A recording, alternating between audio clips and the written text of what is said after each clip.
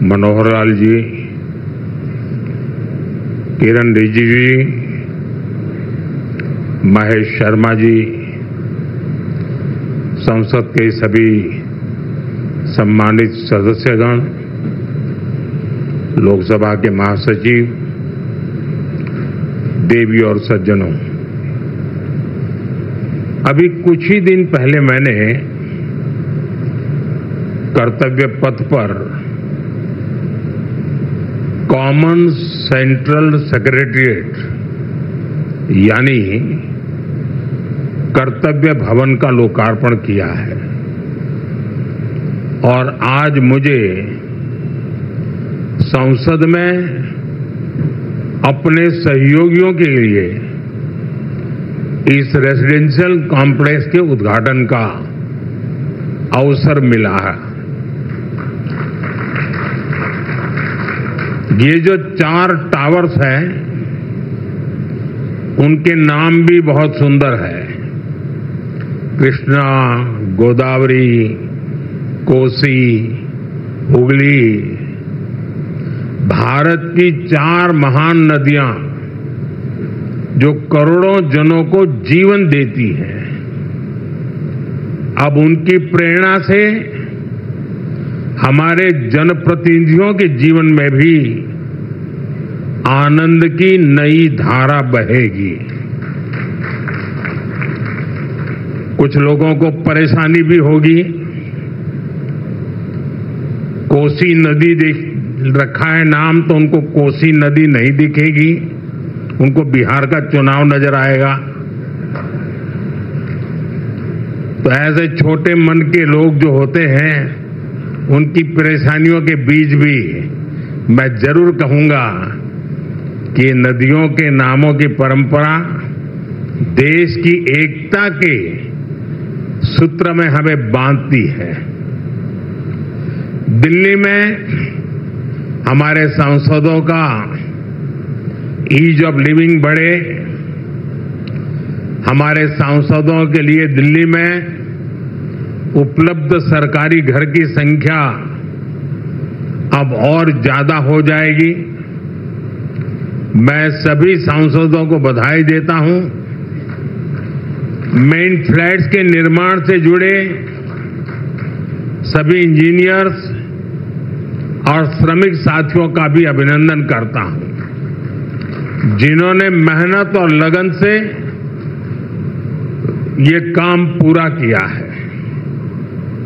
साथियों, हमारे सांसद साथी जिस नए आवास में प्रवेश करेंगे, अभी मुझे उसका एक सैंपल फ्लैट देखने का मौका मिला। मुझे पुराने सांसद आवासों को देखने का भी मौका मिलता ही रहा है। पुराने आवास जिस तरह बदहाली का शिकार होते थे, सांसदों को जिस तरह आए दिन परेशानियों का सामना करना पड़ता था, नए आवासों में गृह प्रवेश के बाद उससे मुक्ति मिलेगी।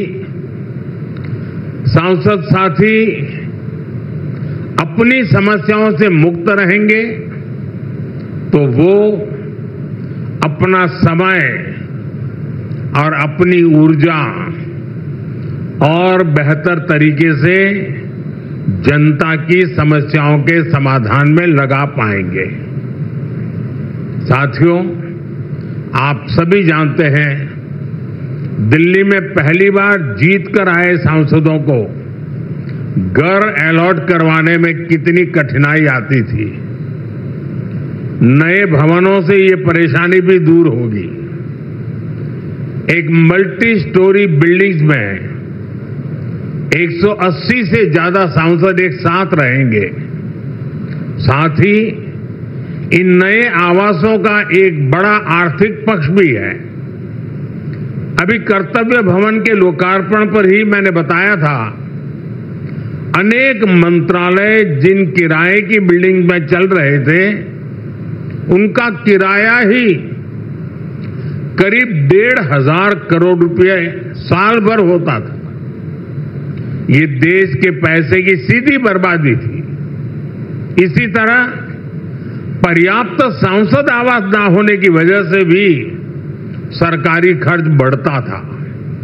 आप कल्पना कर सकते हैं, सांसद आवास की कमी होने के बावजूद 2004 से लेकर 2014 तक लोकसभा सांसदों के लिए एक भी नए आवास का निर्माण नहीं हुआ था। इसलिए 2014 के बाद हमने इस काम को एक अभियान की तरह लिया। 2014 से अब तक इन फ्लैट्स को मिलाकर करीब 350 सांसद आवास बनाए गए हैं। यानी एक बार ये आवास बन गए तब जनता का भी पैसा बच रहा है। साथियों, 21वीं सदी का भारत जितना विकसित होने के लिए अधीर है, उतना ही संवेदनशील भी है। आज देश कर्तव्य पथ और कर्तव्य भवन का निर्माण करता है तो करोड़ों देशवासियों तक पाइप से पानी पहुंचाने का अपना कर्तव्य भी निभाता है।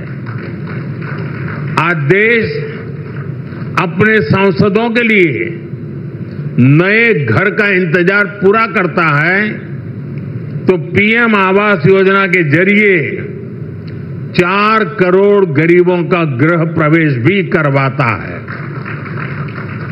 आज देश संसद की नई इमारत बनाता है तो सैकड़ों नए मेडिकल कॉलेज भी बनाता है।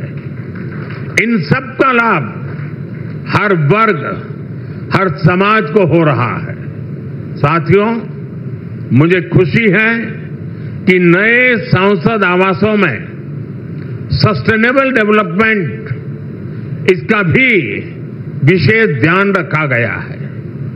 ये भी देश के प्रो एनवायरमेंट और प्रो फ्यूचर सेफ इनिशिएटिव का ही हिस्सा है।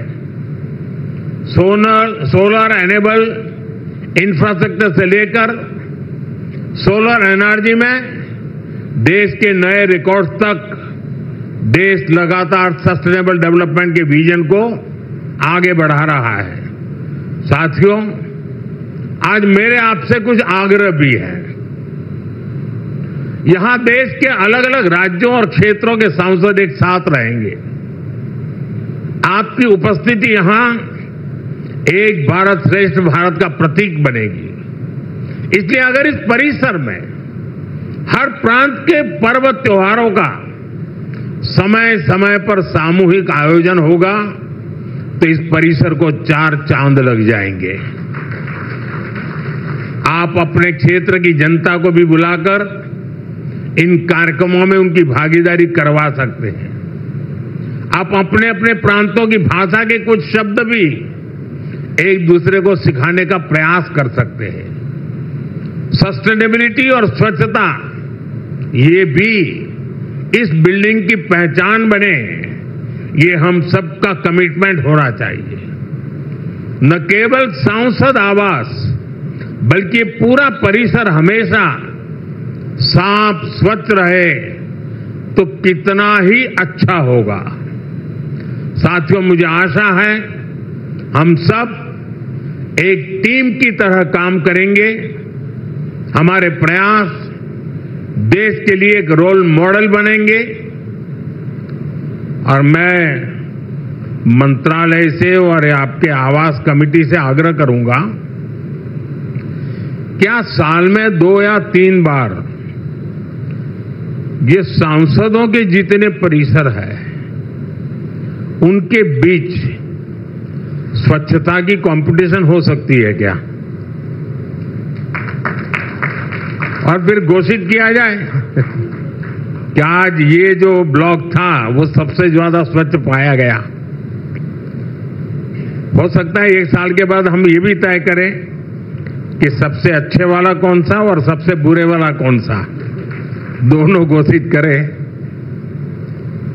साथियों, मैं जब ये नवनिर्मित फ्लैट देखने गया तो मैं जब अंदर प्रवेश किया तो पहला मेरा कमेंट था, इतना ही है क्या? तो उन्होंने कहा नहीं साहब, ये तो शुरुआत है, अभी अंदर चलो आप।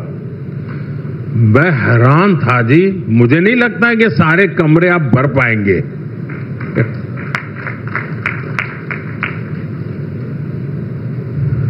काफी बड़े हैं। मैं आशा करूंगा इन सब का सदुपयोग हो, आपके व्यक्तिगत जीवन में, आपके पारिवारिक जीवन में। ये नए आवास भी एक आशीर्वाद